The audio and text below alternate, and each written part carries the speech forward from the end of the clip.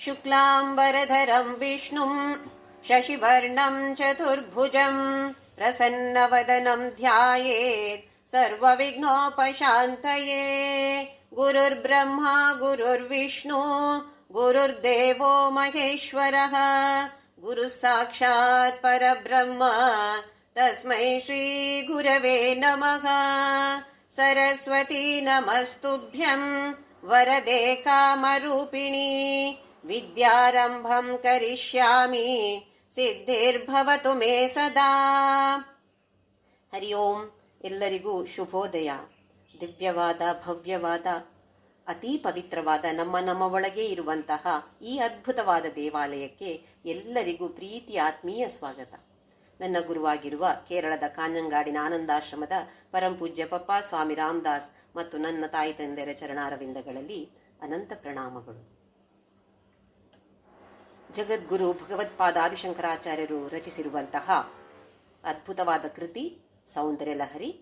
ಇದರ ಅರ್ಥವನ್ನ ತಿಳಿದುಕೊಳ್ಳುವ ಪ್ರಯತ್ನವನ್ನ ನಾವೆಲ್ಲರೂ ಮಾಡುತ್ತಾ ಇದ್ದೇವೆ. 71 ಶ್ಲೋಕದವರೆಗೆ ನೋಡಿದೆವು. ಕಿರೀಟದಿಂದ ವರ್ಣನೆಯನ್ನು ಶುರು ಮಾಡಿದ್ದಾರೆ ಆದಿಶಂಕರಾಚಾರ್ಯರು 42ನೇ ಶ್ಲೋಕದಲ್ಲಿ.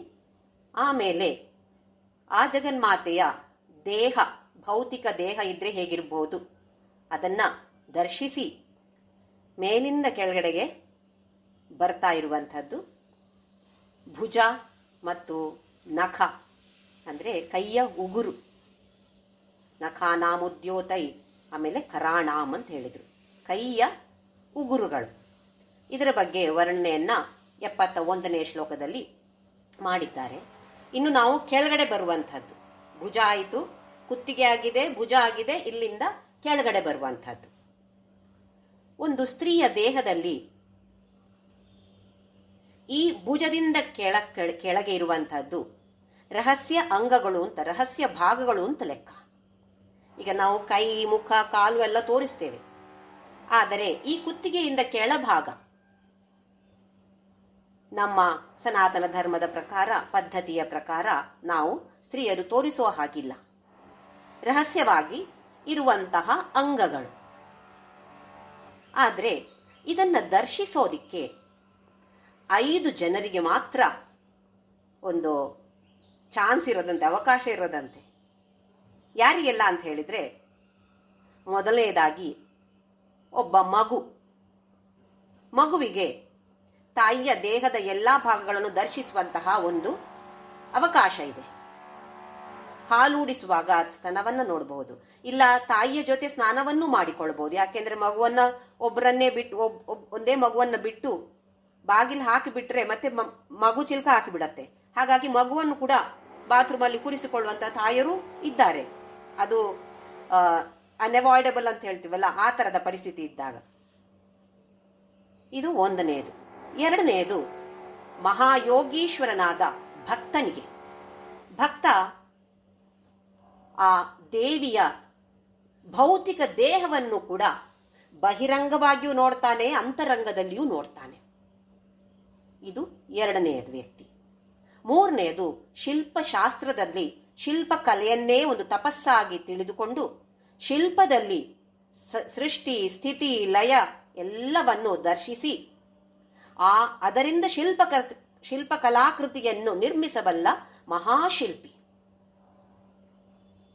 ನಾವು ಈಗ ಅಯೋಧ್ಯೆಯ ಬಾಲರಾಮನ ಶಿಲ್ಪಕಲೆಯನ್ನು ನೋಡಿದ್ದೇವೆ. ಅರುಣ್ ಯೋಗಿರಾಜ್, ನಮ್ಮದೇ ಮೈಸೂರಿನವರಾದ ಶಿಲ್ಪಿ ಅರುಣ್ ಯೋಗಿರಾಜ್. ಎಷ್ಟು ಚೆನ್ನಾಗಿ ಅದ್ಭುತವಾಗಿ ಶಿಲ್ಪಕಲೆ ಇದೆ ನೋಡಿ. ಜೀವ ಕಳೆ ಇದೆ ಅದರಲ್ಲಿ, ಅಲ್ವೇ? ಅನ್ಕೊಂಡ್ರೆ ಒಂದು ಮೈಯಲ್ಲೆಲ್ಲ ರೋಮಾಂಚನ ಆಗತ್ತೆ. ಆ ತರದ ಒಂದು ಶಿಲ್ಪಕಲೆ. ಅಂತಹ ಶಿಲ್ಪಿಯರು ತಮ್ಮ ಮನಸ್ಸಿನಲ್ಲಿ ಅದನ್ನು ದರ್ಶಿಸಿಕೊಂಡು ಅದರ ಪ್ರಕಾರ ಕೆತ್ತುತ್ತಾರೆ. ಹಾಗೆಯೇ ಅದೇ ಯೋಗಿರಾಜ್ ಅವರು ಕೇದಾರ್ನಾಥಲ್ಲಿ ಭಗವತ್ಪಾದ ಶಂಕರಾಚಾರ್ಯರ 12 ಅಡಿಯ ಶಿಲ್ಪಕಲೆಯನ್ನ ಬಹುಮಾನವಾಗಿ ಕೊಟ್ಟಿದ್ದಾರೆ ನಮ್ಮ ದೇಶಕ್ಕೆ. ಇದು 3ನೆಯ ವ್ಯಕ್ತಿ. 4ನೆಯ ವ್ಯಕ್ತಿ ಸ್ತ್ರೀ ಪುರುಷರ ಶಾರೀರಿಕ ಶಾಸ್ತ್ರದ ಉಪಾಸನೆಯಿಂದ, ಅಂದರೆ ವೈದ್ಯ ಸ್ತ್ರೀ ಪುರುಷರ ಶಾರೀರಿಕ ಮಾನಸಿಕ ರೋಗಗಳನ್ನು ನಿಸ್ವಾರ್ಥ ಬುದ್ಧಿಯಿಂದ ತಂದೆಯ ಹಾಗೆ ಕೇಳಿ ಪರೀಕ್ಷೆ ಮಾಡಿ ಅದರಲ್ಲಿ ಯಾವ ಅವಯವಕ್ಕೆ ರೋಗ ತಟ್ಟಿದರೂ ಕೂಡ ವೈದ್ಯ ವೃತ್ತಿಯನ್ನೇ ಒಂದು ತಪಸ್ಸಾಗಿ ಭಾವಿಸಿ ಸ್ತ್ರೀ ಪುರುಷ ಭಾವಗಳಿಗೆ ಅತೀತನಾಗಿ ಚಿಕಿತ್ಸೆ ಶಸ್ತ್ರಚಿಕಿತ್ಸೆ ಮಾಡುವಂತಹ ಭಿಷಗ್ವರ್ಯ ಅಥವಾ ವೈದ್ಯ. ನೋಡಿ, ಈಗ ನಾವು ವೈದ್ಯರ ಹತ್ರ ಹೋಗ್ತೇವೆ, ಏನೋ ನಮಗೆ ತೊಂದರೆ ಆಗಿದೆ ಅಂತ ಅನ್ಕೊಳ್ಳಿ. ಅದೇ ಈ ರಹಸ್ಯ ಭಾಗಗಳಲ್ಲಿ ತೊಂದರೆ ಆಗಿದೆ ಅಂತ ಹೇಳಿದ್ರೆ ತೋರ್ಸದೆ ಕೂರ್ತೇವಾ? ಅವ್ರು ತೋರಿಸಿ, ಇಲ್ಲಪ್ಪ ನನಗೆ ನಾಚಿಕೆ, ನಾನು ತೋರಿಸೋದಿಲ್ಲ ಅಂತ ಕೂರಕ್ಕಾಗತ್ತಾ? ಇಲ್ಲ, ತೋರಿಸಲೇಬೇಕಾಗತ್ತೆ. ಅಲ್ಲಿ ನಾಚಿಕೆಯ ಪ್ರಶ್ನೆಯೇ ಬರೋದಿಲ್ಲ ಅಲ್ವೇ? ಆ ವೈದ್ಯನು ಯಾವ ರೀತಿಯಲ್ಲಿ ನೋಡಬೇಕು? ಓಹೋ, ಇದು ಒಂದು ಸ್ತ್ರೀಯ ಅಂಗ ಅಂತ ಹೇಳಲಿ ಕಾಮೋದ್ರೇಕಕ್ಕೆ ಅವಕಾಶವೇ ಇಲ್ಲ. ಸ್ತ್ರೀ ಪುರುಷರ ದೇಹಕ್ಕೆ ಆ ಭಾವಗಳಿಗೆ ಅತೀತನಾಗಿರುವಂಥವನು ವೈದ್ಯ. ಅದು ಹೆಣ್ಣು ಹುಡುಗಿಯರೇ ಇರ್ಬೋದು ಅಥವಾ ಗಂಡಸರೇ ಇರ್ಬೋದು. ವೈದ್ಯರಾಗಿ ಯಾವುದೇ ದೇಹ ಇರಲಿ, ಅದರಲ್ಲಿ ಆ ಭಾಗಕ್ಕೆ ಏನು ರೋಗ ತಟ್ಟಿದ್ಯೋ, ಯಾವ ಅವಯವಕ್ಕೆ ಏನು ರೋಗ ತಟ್ಟಿದ್ಯೋ ಅದಕ್ಕೆ ಸರಿಯಾದ ಚಿಕಿತ್ಸೆಯನ್ನು, ಶಸ್ತ್ರಚಿಕಿತ್ಸೆಯನ್ನು ಈ ಪುರುಷ ಸ್ತ್ರೀ ಅಂತ ಹೇಳುವ ದೇಹದ ಭಾವಗಳಿಗೆ ಅತೀತನಾಗಿರ್ಬೇಕಾಗಿರತ್ತೆ ವೈದ್ಯ. ಇನ್ನು ಕೊನೆಯದಾಗಿ ತನ್ನ ಅರ್ಧ ಶರೀರದಲ್ಲಿ ಅರ್ಧಾಂಗಿಯನ್ನು ನಿಲ್ಲಿಸಿ ಸ್ತ್ರೀ ಸ್ವರೂಪಕ್ಕೆ, ಸೌಂದರ್ಯಕ್ಕೆ, ಸೃಷ್ಟಿ ಶಕ್ತಿಗೆ, ಪಾತಿವ್ರತ್ಯಕ್ಕೆ, ಮಹಾ ಔನ್ನತ್ಯ ಅರ್ಥ ಪರಮಾರ್ಥವನ್ನ ತೋರಿಸಿದ, ದಾಂಪತ್ಯ ಜೀವನಕ್ಕೆ ಅನ್ಯೋನ್ಯ ರಾಗಗಳಿಗೆ ಹಿರಿಮೆಯನ್ನು ಸರ್ವ ಲೋಕಗಳಿಗೂ ತಿಳಿಸಿಕೊಟ್ಟಂತಹ ಮಹಾಯೋಗೀಶ್ವರನಾದ ಆ ಈಶ್ವರ ಅಥವಾ ಈಶ್ವರನ ಸಮಾನಾದ ಗಂಡ. ಇವರು 5 ಜನಕ್ಕೆ ಮಾತ್ರ, ಒಬ್ಬ ಚಿಕ್ಕ ಹುಡುಗ ಅಥವಾ ಚಿಕ್ಕ ಮಗು ಅಂತ ಹೇಳ್ಬೋದು, ಮಹಾಯೋಗೀಶ್ವರನಾದ ಭಕ್ತ, ಮಹಾಶಿಲ್ಪಿ, ಮಹಾವೈದ್ಯ ಅಥವಾ ಭಿಷಗ್ವರ್ಯ, ಕೊನೆಯದಾಗಿ ಯೋಗೀಶ್ವರನಾದ ಈಶ್ವರ ಅಥವಾ ಅವನಿಗೆ ಸಮಾನಾದ ಪತಿದೇವ. ಈ 5 ವ್ಯಕ್ತಿಗಳಿಗೆ ಮಾತ್ರ ಸ್ತ್ರೀಯ ದೇಹದ ರಹಸ್ಯ ಭಾಗಗಳನ್ನೂ ಕೂಡ ವರ್ಣಿಸುವಂತಹ ಒಂದು ಅವಕಾಶ ಇರುವಂಥದ್ದು. ಇನ್ನು ಬೇರೆ ಯಾರಿಗೂ ಇಲ್ಲ. ಇಲ್ಲಿ ಭಗವತ್ಪಾದ ಆದಿಶಂಕರಾಚಾರ್ಯರು ಶಿಶುವಾಗಿ, ಮಹಾಶಿಲ್ಪಿಯಾಗಿ, ಪರಮಹಂಸ ಪರಿವ್ರಾಜಕರಾಗಿ, ಭಿಷಗ್ವರ್ಯನಾಗಿ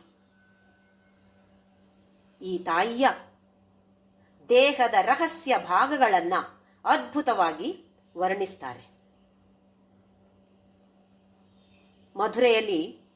ಮಧುರೆ ಮೀನಾಕ್ಷಿಯ ದೇವಸ್ಥಾನವನ್ನ ಕಟ್ಟಿಸುತ್ತಿರುವಾಗ ಹಲವಾರು ವರ್ಷಗಳು ಬೇಕಾಗಿತ್ತು. ಒಬ್ಬ ಶಿಲ್ಪಿ, ತುಂಬಾ ಶಿಲ್ಪಿಗಳು ಇದ್ರು, ಅದರಲ್ಲಿ ಒಬ್ಬ ಶಿಲ್ಪಿ, ಮಹಾಶಿಲ್ಪಿ, ಶಿಲ್ಪಕಲೆಯನ್ನೇ ತಪಸ್ಸಾಗಿ ಭಾವಿಸಿಕೊಂಡಿದ್ದಂತಹ ಒಬ್ಬ ಶಿಲ್ಪಿ ಹಲವಾರು ಶಿಲ್ಪಕಲೆಗಳನ್ನ ಕೆತ್ತಿ ದೈವೀ ಕಲೆಗಳನ್ನ ಅದರಲ್ಲಿ ತುಂಬಿದ್ದಾನೆ. ರಾಜನಿಗೆ ಅವನ ಶಿಲ್ಪಕಲೆ ತುಂಬಾ ಇಷ್ಟವಾಯಿತು. ಹಾಗಾಗಿ ರಾಜನಿಗೆ ಅನ್ನಿಸ್ತು, ನನ್ನ ಹೆಂಡತಿದ್ದು ಒಂದು ಶಿಲ್ಪಕಲೆ ಬೇಕು ಅಂತ ಹೇಳಿ ಆ ಯೋಗಿಯಾದ ಶಿಲ್ಪಿಯನ್ನ ಕರೆಸಿ, ನನ್ನ ಹೆಂಡತಿದ್ದು ಕೂಡ ಒಂದು ಶಿಲ್ಪಕಲೆಯನ್ನ ಮಾಡಿಕೊಡು, ನನ್ನ ಅರಮನೆಯಲ್ಲಿಡಕ್ಕೆ ಅಂತ ಹೇಳದ್ನಂತೆ. ಸರಿ, ಈ ಶಿಲ್ಪಿ ತನ್ನ ತಪಸ್ಸಿನಲ್ಲಿ, ತನ್ನ ಧ್ಯಾನ ಸ್ಥಿತಿಯಲ್ಲಿ ಆ ರಾಣಿಯ ಶರೀರವನ್ನ ಸಂದರ್ಶಿಸ್ತಾನೆ. ದರ್ಶಿಸಿ ಅದರಲ್ಲಿ ಹೇಗಿದೆಯೋ ಅದೇ ತರ ಶಿಲ್ಪಕಲೆಯನ್ನ ಕೆತ್ತುತ್ತಾನೆ. ಅದರಲ್ಲಿ ಆ ರಾಣಿಯ ತೊಡೆಯಲ್ಲಿ ಒಂದು ಹುಟ್ಟು ಮಚ್ಚೆ ಇತ್ತು. ಆ ಮಚ್ಚೆಯನ್ನು ಶಿಲ್ಪಕಲೆಯಲ್ಲಿ ಕೆತ್ತಿದ್ದಾನೆ. ಇದನ್ನ ನೋಡಿದ ತಕ್ಷಣ ರಾಜನಿಗೆ ಬಂತು ಎಲ್ಲಿಲ್ಲದ ಕೋಪ, ಸಿಟ್ಟು. ಯಾಕೆ? ಓಹೋ, ನನ್ನ ಹೆಂಡತಿ ಸ್ನಾನ ಮಾಡುವಾಗಲೋ ಎಲ್ಲಿಯೋ ರಹಸ್ಯವಾಗಿ ಈ ಶಿಲ್ಪಿ ಅವಳನ್ನ ನೋಡಿದ್ದಾನೆ. ಇಲ್ಲದಿದ್ರೆ ಎಲ್ಲರಿಗೂ ಕಾಣುವಂತಹ ಮಚ್ಚೆ ಅಲ್ಲ, ತೊಡೆಯಲ್ಲಿರುವಂಥದ್ದು. ಸ್ತ್ರೀಯ ತೊಡೆ ಕಾಣುವಂಥದ್ದು ಅಲ್ಲ, ಎಲ್ಲರಿಗೂ ಕಾಣ ಸಿಗುವಂಥದ್ದು ಅಲ್ಲ. ಹಾಗಿದ್ದಾಗ ಇವನಿಗೆ ಗೊತ್ತಾಯಿತು ಅಂತೇಳಿ ಸಿಟ್ಟಿನಲ್ಲಿ ಆಜ್ಞೆಯನ್ನ ಕೊಟ್ಟೇ ಬಿಟ್ಟ, ಅವನ ಕಣ್ಣನ್ನ ತೆಗೆದುಹಾಕಿ ಅಂತೇಳಿ. ಹೇಳಿರೋದು ಬೇರೆ ಸೇವಕರಿಗೆ, ಆದರೆ ಈ ಮಹಾಯೋಗಿಯಾದ ಶಿಲ್ಪಿ ತನ್ನ ಕಣ್ಣನ್ನ ತಾನೇ ತೆಗೆದು ಬಿಸಾಕಿ ಬಿಟ್ಟಂತೆ. ಆಗ ರಾಜನಿಗೆ ಪಶ್ಚಾತ್ತಾಪ ಆಯಿತು. ಓಹೋ, ಇದು ಸಾಮಾನ್ಯವಾದ ಶಿಲ್ಪಿ ಅಲ್ಲ, ಮಹಾಯೋಗಿಯಾದ ಶಿಲ್ಪಿ, ನಾನೇನು ತಪ್ಪು ಮಾಡಿಬಿಟ್ಟೆ ಅಂತೇಳಿ ಅಳಕ್ ಶುರು ಮಾಡ್ದ.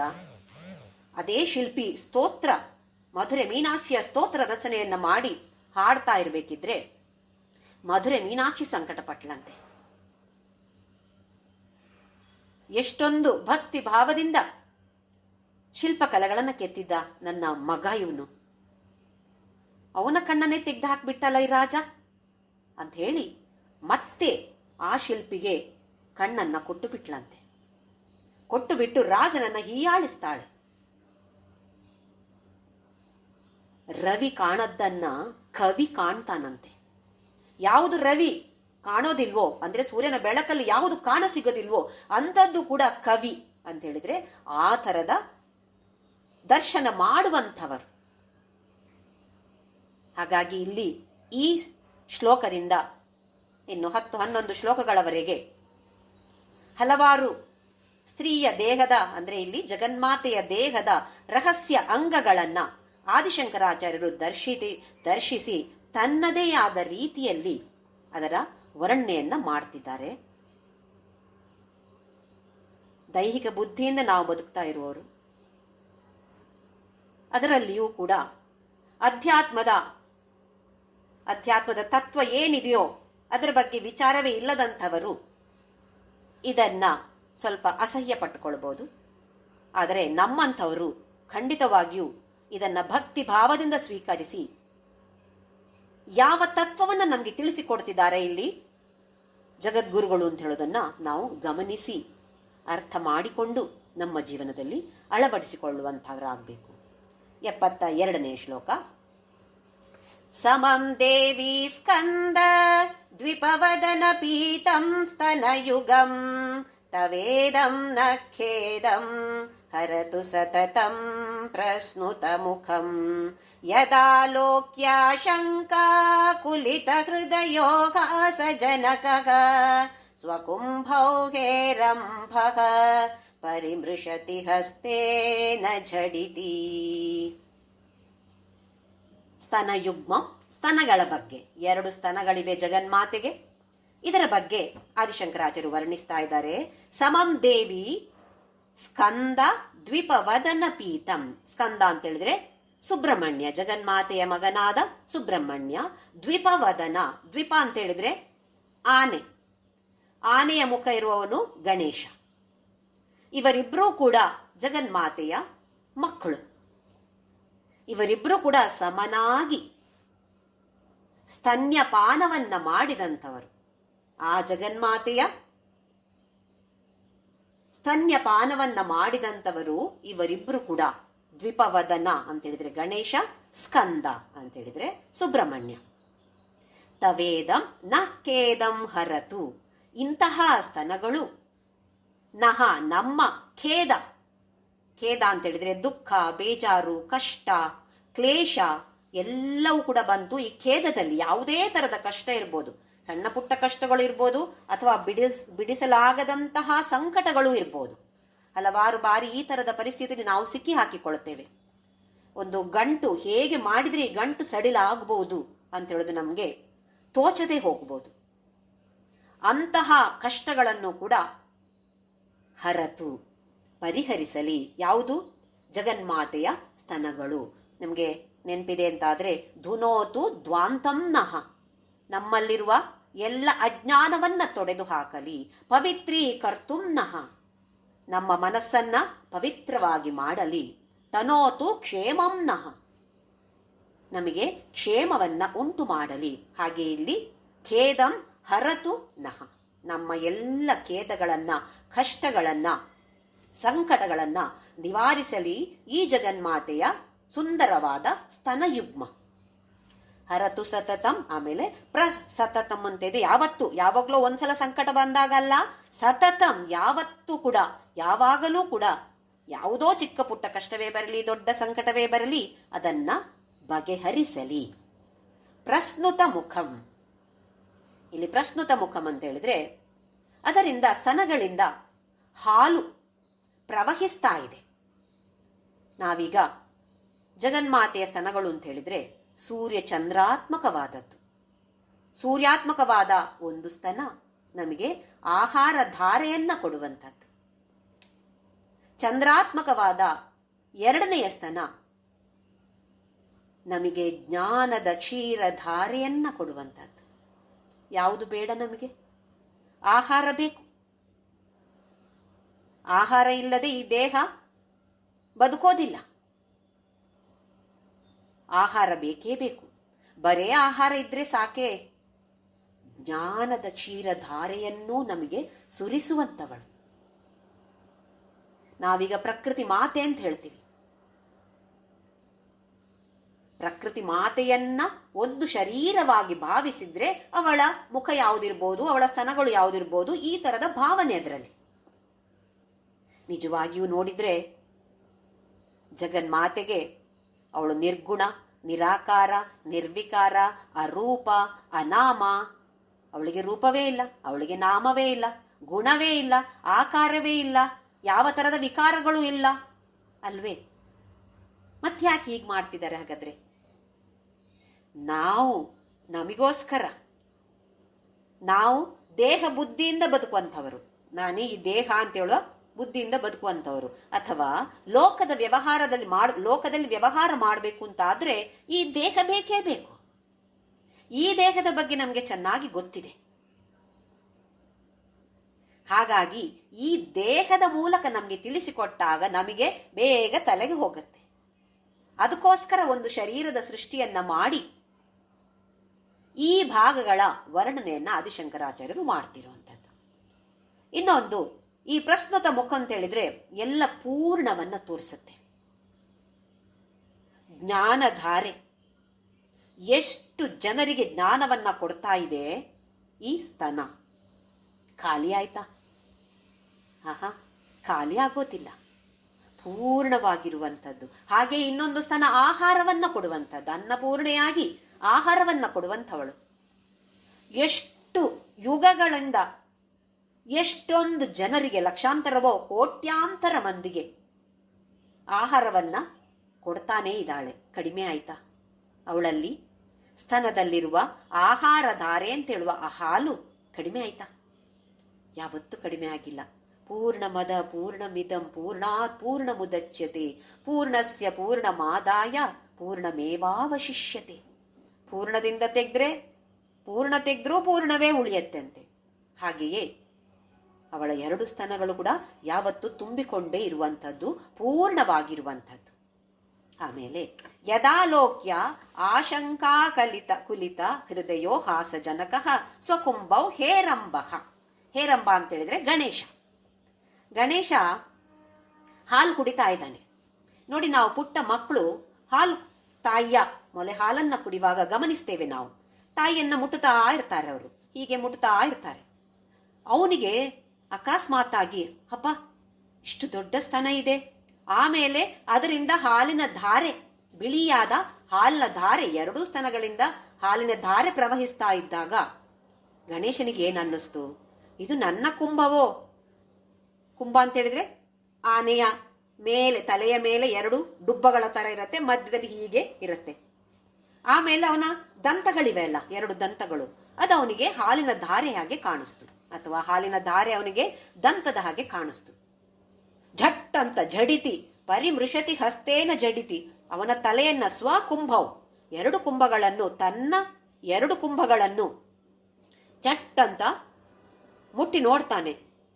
ಎಲ್ಲಾದ್ರೂ ನನ್ನ ಕುಂಭ ಬಂದು ಬಿಡುತ್ತೋ ಇಲ್ಲಿ, ನನ್ನ ತಾಯಿಯ ಸ್ತನಗಳಾಗಿ ನನ್ನ ಈ ಎರಡು ಕುಂಭಗಳು ಬಂದು ಬಿಡುತ್ತೋ ಅಂತ ಹೇಳುವ ದೃಷ್ಟಿಯಿಂದ ಝಟ್ ಅಂತ ಹೇಳಿ ತನ್ನದೇ ತಲೆಯನ್ನ ಮುಟ್ಟಿಕೊಂಡು, ತನ್ನದೇ ಕುಂಭಗಳನ್ನ ಮುಟ್ಟಿಕೊಂಡು, ಹಾಸಜನಕ ಆಕುಲಿತ ಹೃದಯೋ, ಅಯ್ಯೋ ನಂದು ಹೋಯ್ತೇನೋ ಅಂತ ಹೇಳಿ ಆಕುಲಿತನಾದಂತೆ ಅವನು ಜನಕಃ ಅಂದ್ರೆ ತಾಯಿ ತಂದೆಯರಿಗೆ ಒಳ್ಳೆ ಹಾಸ್ಯವನ್ನ ಅಲ್ಲಿ ಸೃಷ್ಟಿ ಮಾಡಿದಂತೆ. ಒಂದು ಜೋಕ್ ಆಯ್ತದು, ಎಲ್ಲರಿಗೂ ಕೂಡ ತಾಯಿ ತಂದೆರಿಗೆ ಒಂದು ಜೋಕ್ ಆಯ್ತಾ, ಅಯ್ಯೋ ಇವನು ಅನ್ಕೊಂಡಿದ್ದಾನೆ ಇವನ ಕುಂಭ ಅಲ್ಲಿ ಬಂದಿದೆ,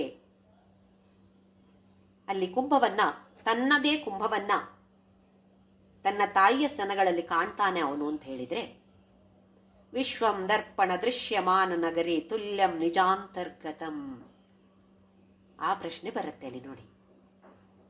ಇದು ಒಂದು ಕನ್ನಡಿಯ ಹಾಗೆ. ಈ ಜಗನ್ಮಾತೆ ತನ್ನ ಮಾಯಾಶಕ್ತಿಯಿಂದ ಭ್ರಮೆಯನ್ನ ಉಂಟು ಮಾಡುವಂಥವಳು. ಭ್ರಮೆಯನ್ನ ಉಂಟು ಮಾಡೋದ್ರಲ್ಲಿ ಅವಳು ರಾಣಿ. ನಾವು ಹಾಗೆ ತಾನೇ ಬದುಕ್ತಾ ಇರೋದು, ಆ ಭ್ರಮೆಯಲ್ಲೇ ಬದುಕ್ತಾ ಇದ್ದೇವೆ ನಾವು. ಇದೇ ಈ ಪ್ರಪಂಚವೇ ಸತ್ಯ, ಈ ಪ್ರಪಂಚವೇ ನಿತ್ಯ, ನಾನೇ ಇರ್ತೇನೆ, ಯಾವತ್ತಿಗೂ ನಾನು ಹೀಗೆ ಇರ್ತೇನೆ ಅಂತ ಹೇಳೋದೆಲ್ಲ ನಮ್ಗೆ ಒಂದು ಭ್ರಮೆ. ಯಾರು ಸೃಷ್ಟಿ ಮಾಡಿರೋದು? ಈ ಜಗನ್ಮಾತೆಯೇ ತನ್ನ ಮಾಯಾಶಕ್ತಿಯಿಂದ ಈ ಥರದ ಭ್ರಮೆಯನ್ನ ಉಂಟು ಮಾಡ್ತಾಳೆ. ಕನ್ನಡದಲ್ಲಿ ನಮ್ಮ ಮುಖವನ್ನೇ ನಾವು ನೋಡುದು.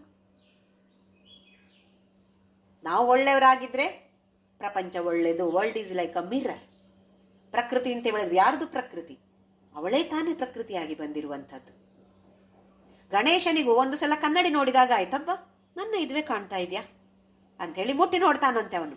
ಹೌದಾ, ನನ್ನ ತಲೆ ಇಲ್ಲೇ ಇದೆಯಾ ಇಲ್ವಾ ಅಂಥೇಳಿ ನೋಡ್ತಾನೆ ಅಂತ ಹೇಳಿದ್ರೆ, ಇಲ್ಲಿ ಈ ಜಗನ್ಮಾತೆ ಭ್ರಮೆಯನ್ನ ಸೃಷ್ಟಿ ಮಾಡುವಂಥವಳು. ಪ್ರತಿಬಿಂಬವನ್ನ ನಾವು ನೋಡ್ತಾ ಇರುವುದು. ಪ್ರಪಂಚ ಅಂತ ಹೇಳಿದ್ರೆ ಅವಳೇ, ಅಥವಾ ನಾವೆಲ್ಲರೂ ಕೂಡ ಪ್ರಪಂಚ ಅಂತ ಹೇಳೋದು ಅವಳ ಒಂದು ಪ್ರತಿಬಿಂಬ. ಇದನ್ನ ಆದಿಶಂಕರಾಚಾರ್ಯರು ಈ ಶ್ಲೋಕದಲ್ಲಿ ನಮಗೆ ತಿಳಿಸಿಕೊಡ್ತಾ ಇರುವಂತಹದ್ದು ನೋಡಿ. ನಾವೇನೋ ಸ್ತನಗಳು ಅಂತ ಹೇಳಿದ ತಕ್ಷಣ ಸ್ತ್ರೀಯ ಒಂದು ದೇಹದ ಕಾಮೋದ್ದೀಪನಕ್ಕೆ ಬೇಕಾಗಿರುವಂತಹ ಅಂಗ ಅಂತ ನಾವು ತಿಳ್ಕೊಳ್ಳುವಂಥದ್ದು. ಯಾಕೆಂದ್ರೆ ಹಿಂದಿನ ಕಾಲದಲ್ಲಿ ಯಾವುದೇ ದೇಹದ 4 ಭಾಗಗಳು, ಅದರಲ್ಲಿ ಸ್ತ್ರೀಯ ದೇಹದ 4 ಭಾಗಗಳು ತುಂಬಾ ಪ್ರಾಮುಖ್ಯತೆಯನ್ನ ಪಡೆದಿದ್ದವು. ಮೊದಲನೇದಾಗಿ ತ್ರಿಕುಟಿ, ನಮ್ಮ ಆಜ್ಞಾಚಕ್ರದಲ್ಲಿರುವಂತಹದ್ದು ತ್ರಿಕುಟಿ. ಎರಡನೇದಾಗಿ ಸ್ತನಗಳು. ಮೂರನೇದಾಗಿ ಹೃದಯ ಅಥವಾ ವಕ್ಷಸ್ಥಲ. ನಾಲ್ಕನೇದಾಗಿ ಯೋನಿ. ಈ 4 ಭಾಗಗಳಿಗೆ ನಮ್ಮ ತಂತ್ರಶಾಸ್ತ್ರ ತುಂಬಾ ತುಂಬಾ ಪ್ರಾಮುಖ್ಯತೆಯನ್ನ ಕೊಟ್ಟಿದೆ. ಅದನ್ನ ಕಾಮೋದ್ರೇಕಕ್ಕೆ ಬಳಸುವಂತಹ ಅಂಗಗಳು ಅಲ್ಲ. ಭಕ್ತಿಯಿಂದ, ಶ್ರದ್ಧೆಯಿಂದ, ಆ ಜಗನ್ಮಾತೆಯ ಮೇಲೆ ಪ್ರೇಮದಿಂದ ನಾವು ಪೂಜಿಸುವಂತಹ ಅಂಗಗಳು. ಸ್ತನ ಅಂತ ಹೇಳಿದ್ರೆ ಅದರ ಹಿಂದಿರುವ ತತ್ವ ಏನು? ಆಹಾರಧಾರೆ, ಜ್ಞಾನಧಾರೆ. ಯಾವುದು ಬೇಡ ಹೇಳಿ ನಮಗೆ? ಇದರಲ್ಲಿ ಅಸಹ್ಯ ಪಟ್ಟುಕೊಳ್ಳೋದು ಏನಾದ್ರೂ ಇದೆಯಾ?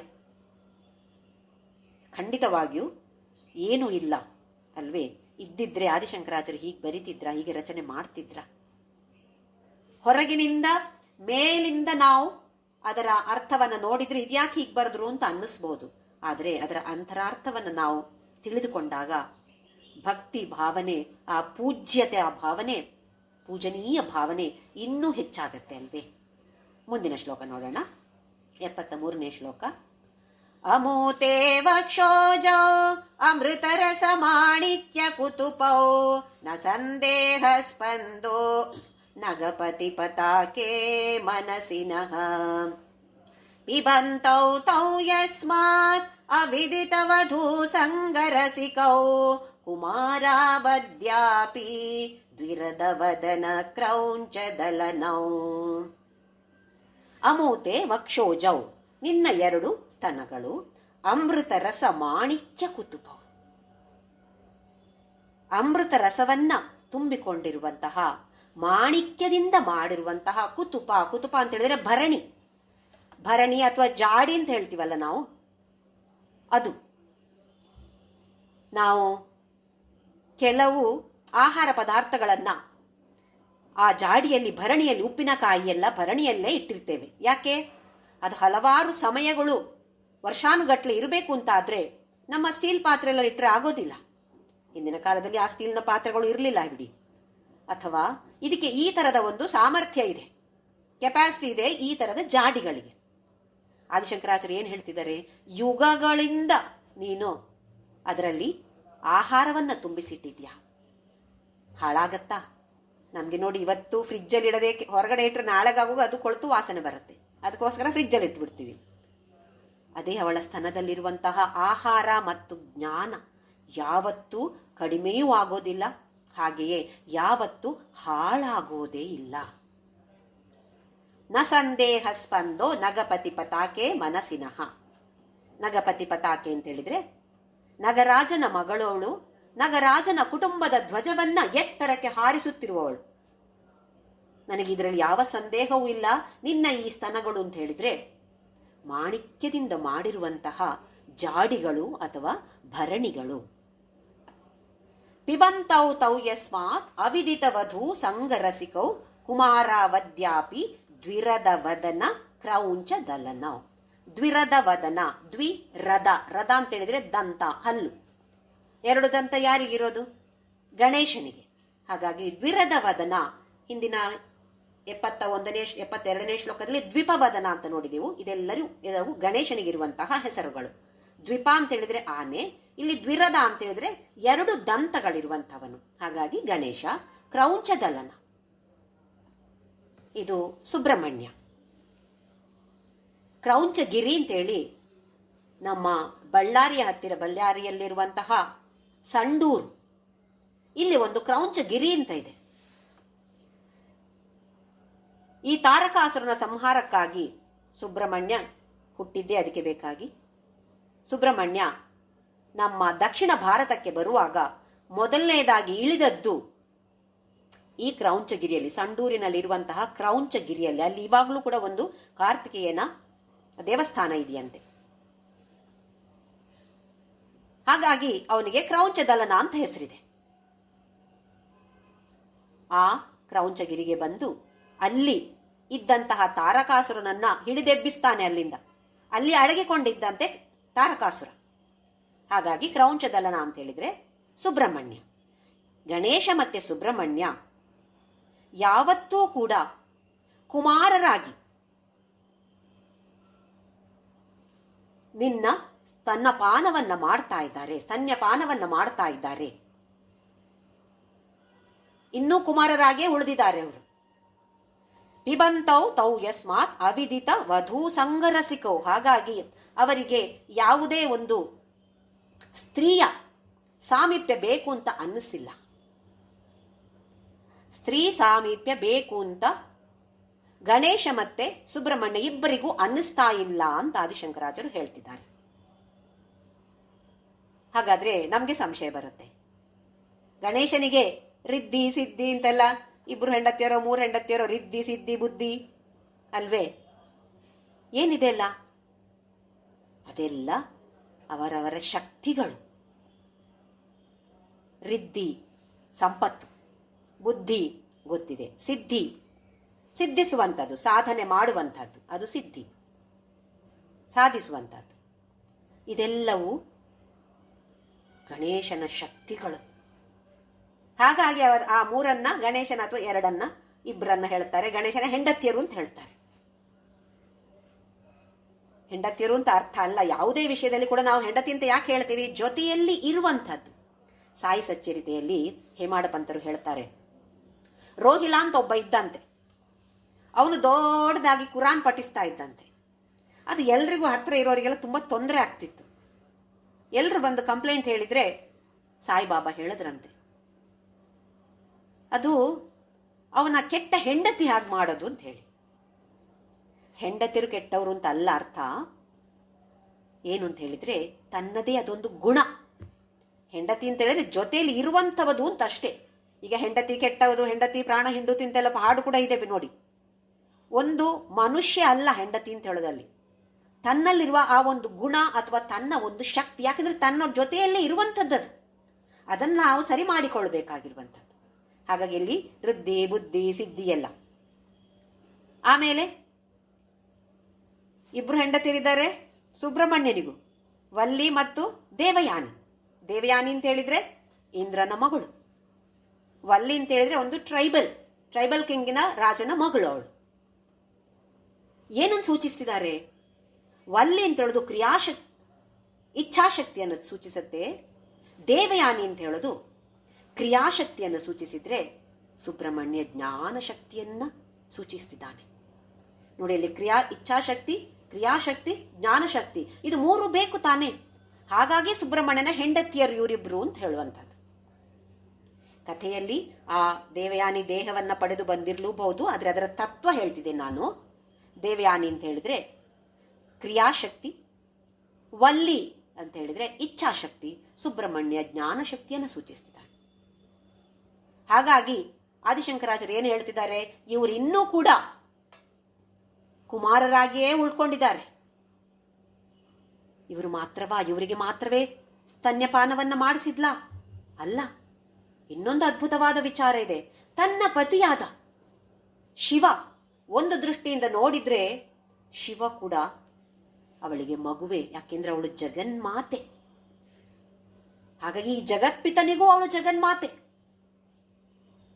ಪಶ್ಚಿಮ ಬಂಗಾಳದಲ್ಲಿ ತಾರಾಪೀಠ ಅಂತ ಒಂದು ಶಕ್ತಿಪೀಠ ಇದೆ. ಸತಿಯ ದೇಹವನ್ನು ಹೊತ್ತುಕೊಂಡು ಶಿವ ಹೋಗ್ತಿರ್ತಾನೆ. ಈ ಕಥೆ ಎಲ್ಲರಿಗೂ ಗೊತ್ತಿದೆ. ಇದನ್ನ ಮಹಾವಿಷ್ಣು ಸುದರ್ಶನ ಚಕ್ರದಿಂದ ತುಂಡರಿಸಿ ಎಲ್ಲ ಭಾಗಗಳು, ಬೇರೆ ಬೇರೆ ಭಾಗಗಳು ಬೇರೆ ಬೇರೆ ಜಾಗದಲ್ಲಿ ಬಿತ್ತಂತೆ. ಈ ಸತಿಯ ಮೂರನೆಯ ಕಣ್ಣು ಬಿದ್ದ ಜಾಗ ಪಶ್ಚಿಮ ಬಂಗಾಳದ ತಾರಾಪೀಠ. ಅದ್ಭುತವಾದ ಪೀಠ. ಇಲ್ಲಿ ಈಗ ಕೂಡ ಜಗನ್ಮಾತೆ ಶಿವನಿಗೆ ಸ್ತನ್ಯಪಾನವನ್ನ ಮಾಡಿಸುವಂತಹ ಒಂದು ಆಚರಣೆ ದಿನಾ ನಡೀತಾ ಇದೆ. ಸಮುದ್ರ ಮಥನದ ಸಮಯದಲ್ಲಿ ಹಾಲಾಹಲವನ್ನ ಸ್ವೀಕರಿಸಿ ಶಿವನ ದೇಹ ಕಷ್ಟಕ್ಕೀಡಾಯ್ತಂತೆ. ಹೊಟ್ಟೆಯಲ್ಲಿ ನೋವು ಶುರುವಾಯಿತು. ಹೊಟ್ಟೆವರೆಗೆ ತಗೊಂಡು ಹೋಗಿಲ್ಲ, ಆದ್ರೂ ಕೂಡ ಅದರ ಹೊಗೆ, ಅದರ ಪರಿಣಾಮ ವಿಷಪೂರಿತ ಅಲ್ಲ, ವಿಷವೇ. ಆ ವಿಷದ ಪರಿಣಾಮದಿಂದಾಗಿ ದೇಹದಲ್ಲಿ ಎಲ್ಲ ಒಂಥರದ ಸಂಕಟ ಉಂಟಾಯ್ತಂತೆ. ಆಗ ಆ ಪರಮಶಿವನಿಗೆ ತನ್ನ ಸ್ತನ್ಯಪಾನವನ್ನ ಜಗನ್ಮಾತೆ ಮಾಡಿದಾಳೆ. ಹಾಗಾದ್ರೆ ಯಾವ ಅದ್ಭುತವಾದ ಶಕ್ತಿ ನೋಡಿ ಆ ಸ್ತನಗಳಿಗೆ. ಅದಕ್ಕೋಸ್ಕರ ಆದಿಶಂಕರಾಚಾರ್ಯರು ಅಮೃತ ರಸ ತುಂಬಿಕೊಂಡಿರುವಂತಹ ಮಾಣಿಕ್ಯದ ಜಾಡಿಗಳು ಅಂತ ಅದ್ಭುತವಾದ ವರ್ಣನೆಯನ್ನ ಮಾಡ್ತಾ ಇದ್ದಾರೆ. ನಾವು ಕೂಡ ಅವಳ ಸ್ತನಗಳ ದರ್ಶನವನ್ನ ಮಾಡಬೇಕು. ಒಂದು ಅಂಗವಾಗಿ ಅಲ್ಲದೆ ಇದ್ರೂ ಕೂಡ ನಮಗೆ ಆಹಾರ ಧಾರೆಯನ್ನು ಕೊಡುವಂಥವಳು, ಆಹಾರವನ್ನ ಕೊಡುವಂಥವಳು ಧಾರೆಯಾಗಿ, ಹಾಗೆ ಜ್ಞಾನವನ್ನು ಕೂಡ ಧಾರೆಯಾಗಿ ನಮಗೆ ಕೊಡುವಂಥವಳಾದ ಈ ಜಗನ್ಮಾತೆಗೆ ನಮ್ಮೆಲ್ಲರ ಪ್ರಣಾಮಗಳನ್ನು ನಾವು ಸಲ್ಲಿಸಬೇಕಲ್ವೇ. ಗಣೇಶ, ಸುಬ್ರಹ್ಮಣ್ಯ, ಶಿವ ಇಂಥವರೇ ಅವಳ ಸ್ತನ್ಯಪಾನಕ್ಕಾಗಿ ಕಾಯ್ತಿರ್ಬೇಕಿದ್ರೆ ನಮ್ಮಂತಹವರು ಕಾಯ್ಬೇಡ್ವೆ? ಖಂಡಿತವಾಗಿಯೂ ಸಿಗತ್ತೆ, ನಮಗೂ ಸಿಗತ್ತೆ ಅಲ್ವಾ. ಮುಂದೆ ನೋಡೋಣ. 74ನೇ ಶ್ಲೋಕ. ವಹತ್ಯಂಬ ಸ್ತಂಭೆ ರಮ ಧನುಜ ಕುಂಭ ಪ್ರಕೃತಿಭಿಃ ಸಮಾರಬ್ಧಾ ಮುಕ್ತಾ ಮಣಿಭಿ ಅಮಲಾಂ ಹಾರಲತಿಕಾಂ ಕುಚಾ ಭೋಗೋ ಬಿಂಬಾಧರ ರುಚಿಭಿ ಅಂತಃಶಬಲಿತಾಂ ಪ್ರತಾಪ ವ್ಯಾಮಿಶ್ರಾಂ ಪುರದಮಯಿತು ಕೀರ್ತಿಮಿವತೆ. ಈಗ ಜಗನ್ಮಾತೆ ತನ್ನ ವಕ್ಷಸ್ಥಲದಲ್ಲಿ ಧರಿಸಿರುವಂತಹ ಒಂದು ಹಾರ. ವಹತ್ಯಂಬ ಸ್ತಂಭೆ ರಮ ಧನುಜ ಕುಂಭ ಪ್ರಕೃತಿಭಿಃ. ನಿನ್ನ ವಿಶಾಲವಾಗಿರುವ ವಕ್ಷಸ್ಥಲದಲ್ಲಿ ಒಂದು ಹಾರಲತಿಕಾಂ ಸಮಾರಬ್ಧಾಂ ಮುಕ್ತಾಮಣಿಭಿಃ. ಮುಕ್ತ ಅಂತ ಹೇಳಿದ್ರೆ ನಾವು ಕಲ್ತಿದ್ದೇವೆ ಮುತ್ತುಗಳು, ಪರ್ಲ್ಸ್. ಮುಕ್ತಾಮಣಿ, ಮುತ್ತಿನಿಂದ ಮಾಡಿರುವಂತಹ ಒಂದು ಅಮಲಾಂ, ಮಲವೇ ಇಲ್ಲದಿರುವಂತಹ ಪರಿಶುದ್ಧವಾದ ಹಾರಲತಿಕ. ಎಲ್ಲಿಂದ ಬಂತು? ಧನುಜ ಕುಂಭ ಪ್ರಕೃತಿಭಿಃ. ಅದಕ್ಕೊಂದು ಕಥೆ ಇದೆ, ಈ ಕಥೆಯನ್ನ ಹೇಳ್ತೀನಿ ಈಗ. ಗಜಾಸುರ ಅಂತ ಹೇಳುವ ಹೆಸರೇ ಹೇಳುತ್ತೆ. ಒಬ್ಬ ಅಸುರ ಇದ್ದ, ಪರಮ ಶಿವ ಭಕ್ತ. ಒಂದು ಸಮಯದಲ್ಲಿ ಬಹಳ ದೀರ್ಘವಾದ ಅತಿ ಕಠಿಣವಾದ ತಪಸ್ಸನ್ನ ಮಾಡಿ ಶಿವನನ್ನ ಮೆಚ್ಚಿಸಿಕೊಳ್ತಾನೆ. ಶಿವ ಹೇಳಿ ಕೇಳಿ ಭೋಳಾಶಂಕರ ಭಕ್ತರು ಏನು ಕೇಳ್ತಾರೋ ಎಲ್ಲವನ್ನೂ ಕೊಟ್ಟು ಬಿಡುವಂಥವನು ಪರಮಶಿವ. ಹಾಗೆ ಪ್ರತ್ಯಕ್ಷನಾಗಿ ಏನು ವರಬೇಕು ಅಂತ ಕೇಳಿದಾಗ ಗಜಾಸುರ ಕೇಳ್ತಾನೆ, ನೀನು ಆತ್ಮಲಿಂಗವಾಗಿ ನನ್ನ ಹೊಟ್ಟೆ ಒಳಗಡೆ ಇರಬೇಕು. ಅಂದ್ರೆ ನನ್ನ ಜೊತೆ ಇದ್ದಾಗ ಆಗತ್ತೆ ಅಲ್ವಾ, ನನ್ನ ಹೊಟ್ಟೆ ಒಳಗಡೆ ಇರಬೇಕು. ಕೊಟ್ಟ ಮಾತಿಗೆ ತಪ್ಪಲಿಕ್ಕೆ ಸಾಧ್ಯ ಇಲ್ಲ.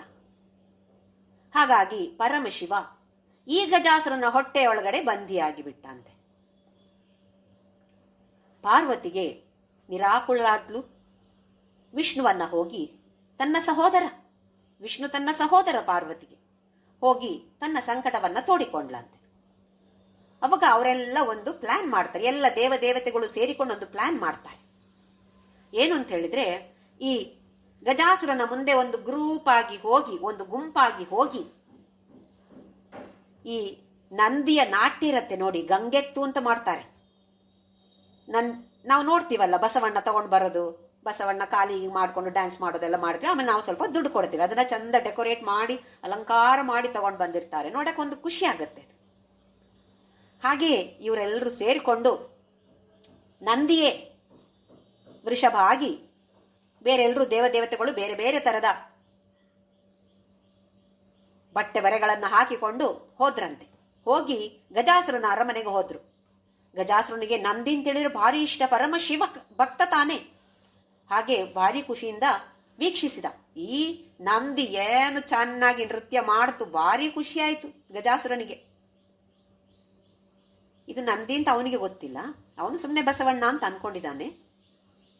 ಆಮೇಲೆ ಈ ಗುಂಪಿನವರಿಗೆ ಹೇಳ್ತಾನೆ, ಭಾರಿ ಖುಷಿ ಆಯ್ತು ನನಗೆ, ಏನು ನಿಮ್ಗೆ ಬೇಕು, ನಾನೇನು ಕೊಡ್ಲಿ ನಿಮ್ಗೆ ಅಂತ ಕೇಳಿದ್ರೆ ತಕ್ಷಣ ಇವರೆಲ್ಲ ವಿಷ್ಣು ಅವರವರ ಪಾತ್ರವನ್ನ ಅಲ್ಲಿಗೆ ಬಿಟ್ಟು ನಿಜ ರೂಪವನ್ನ ತೋರಿಸಿ ಕೇಳಿದ್ರಂತೆ, ನಿನ್ನ ಹೊಟ್ಟೆಯ ಒಳಗಡೆ ಶಿವನನ್ನ ಬಂದಿ ಮಾಡಿಟ್ಟಿದ್ಯಾ, ಅವನನ್ನ ಹೊರಗಡೆ ತಗೊಂಡ್ ಬಾ. ಗಜಾಸುರನೂ ಕೂಡ ಕೊಟ್ಟ ಮಾತಿಗೆ ತಪ್ಪುವಂತ ಅಸುರ ಅಲ್ಲ. ಆಯ್ತು ಅಂತ ಹೇಳಿದಂತೆ ನಂದಿ ತನ್ನ ಕೊಂಬಿನಿಂದ ಆ ಗಜಾಸುರನ ಹೊಟ್ಟೆಯನ್ನ ಸೀಳಿದ. ಅದರಿಂದ ಶಿವ ಹೊರಗಡೆ ಬಂದ.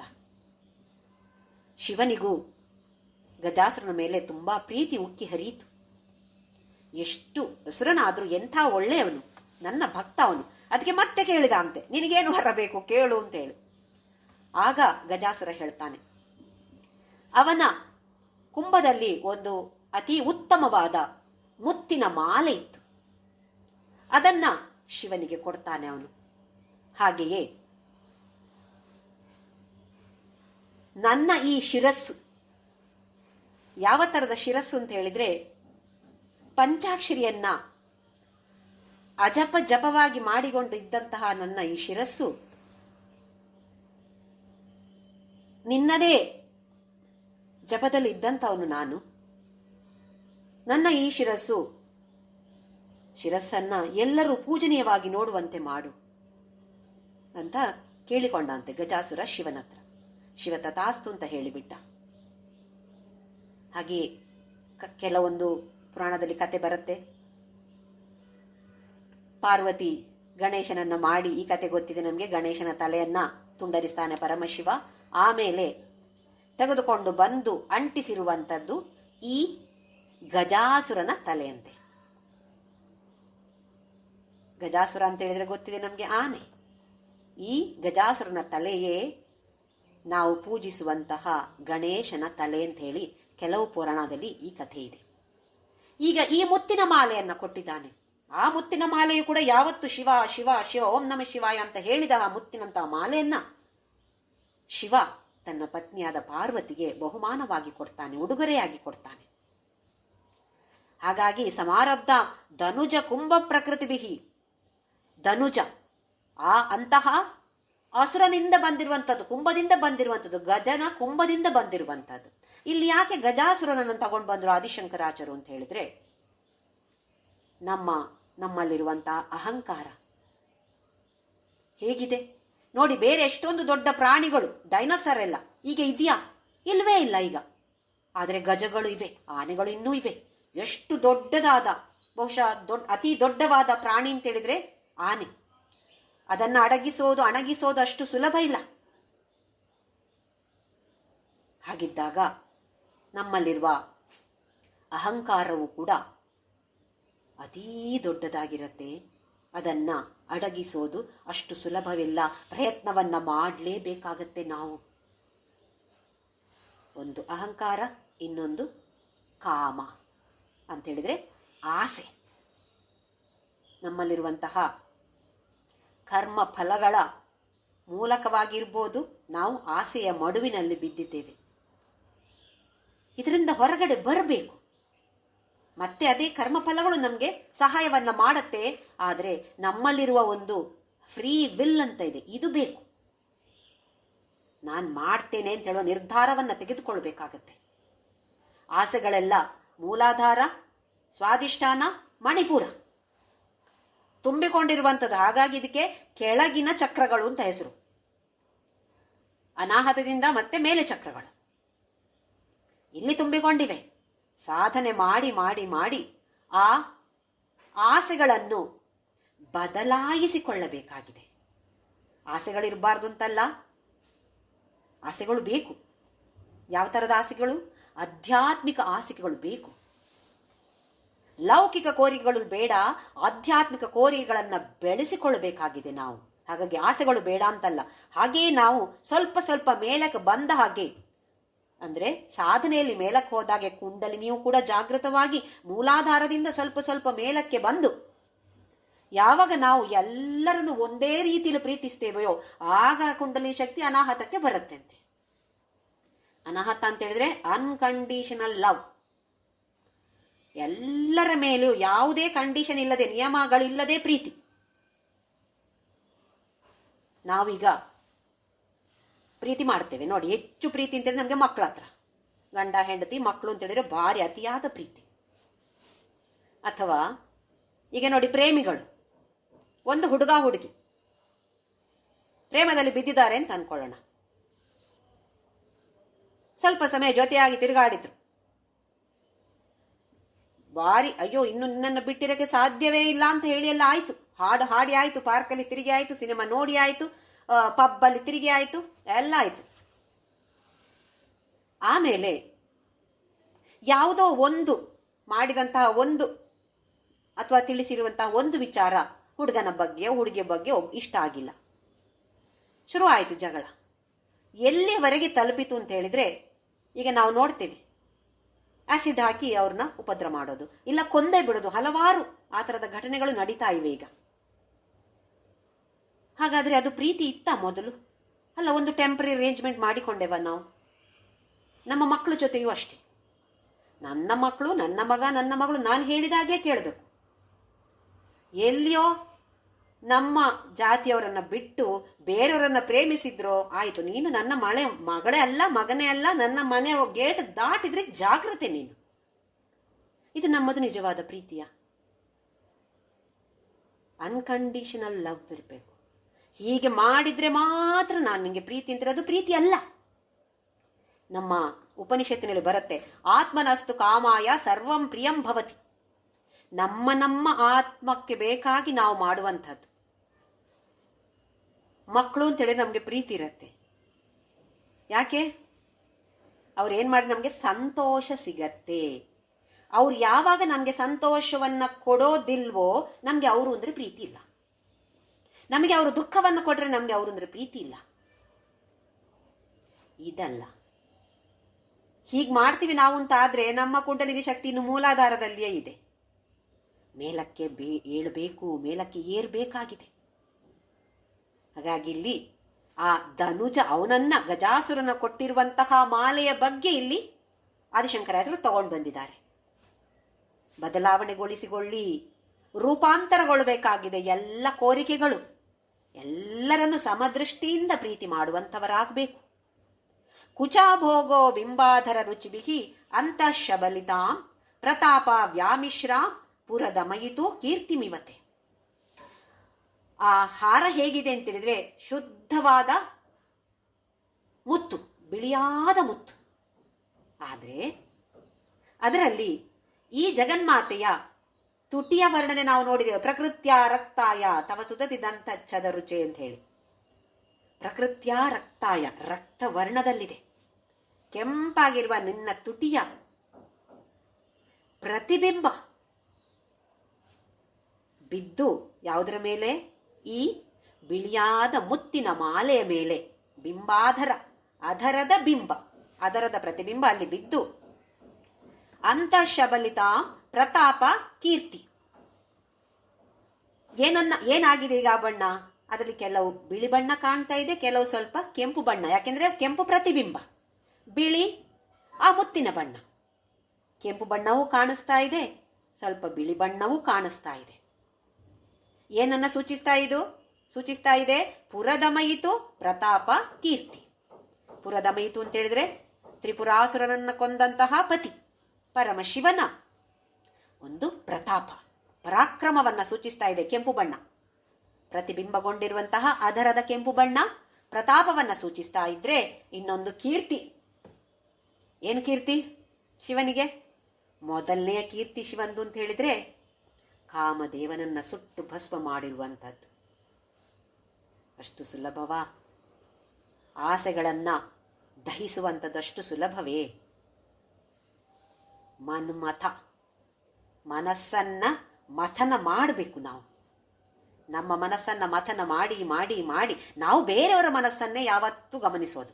ಅವ್ರು ಯಾಕೆ ಹೀಗೆ ಮಾಡಿದ್ರು, ಅವ್ರು ಯಾಕೆ ಹೀಗೆ ಮಾಡಬಾರ್ದಾಗಿತ್ತು. ನಮ್ಮ ಮನಸ್ಸನ್ನು ನಾವು ಗಮನಿಸಬೇಕಾಗಿದೆ, ವಿಶ್ಲೇಷಿಸಬೇಕಾಗಿದೆ. ನಮ್ಮ ಮನಸ್ಸು ಏನು ಮಾಡ್ತಾ ಇದೆ, ಯಾವ ಕಡೆ ಹೋಗ್ತಾ ಇದೆ, ಯಾಕೆ ಇಲ್ಲಿ ಹೋಗ್ತಾ ಇದೆ, ಯಾಕೆ ಈ ಥರದ ಆಲೋಚನೆಗಳು ಬರ್ತಾ ಇದೆ. ಅದಕ್ಕೋಸ್ಕರ ಆದಿಶಂಕರಾಚಾರ್ಯರು ನಮಗೆ ಅದನ್ನು ಹೇಳ್ತಿದ್ದಾರೆ. ಅವನ ಕೀರ್ತಿ ಪತಾಕೆ ಏನದು? ಕಾಮದೇವನನ್ನ ಸುಟ್ಟು ಭಸ್ಮ ಮಾಡಿರುವಂಥದ್ದು, ಗಜಾಸುರನನ್ನ ತನ್ನ ಅಂಕಿತದಲ್ಲಿ ಇಟ್ಟುಕೊಂಡಿರುವಂಥದ್ದು. ಇದೆಲ್ಲವೂ ಕೂಡ ಆದಿಶಂಕರಾಚಾರ್ಯರು ಸೂಕ್ಷ್ಮವಾಗಿ ನಮಗೆ ತಿಳಿಸಿಕೊಡ್ತಾ ಇದ್ದಾರೆ.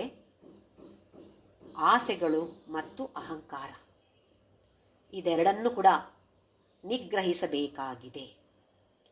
ಮುಂದಿನ ಶ್ಲೋಕ ನೋಡೋಣ. 75ನೇ ಶ್ಲೋಕ.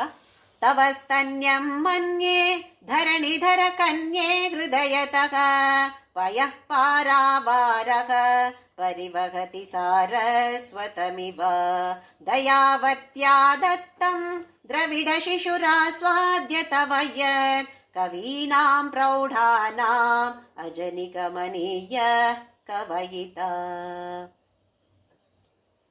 ತವ ಸ್ತನ್ಯಂ ಮನ್ಯೆ ಧರಣಿಧರ ಕನ್ಯೆ ಹೃದಯತಃ.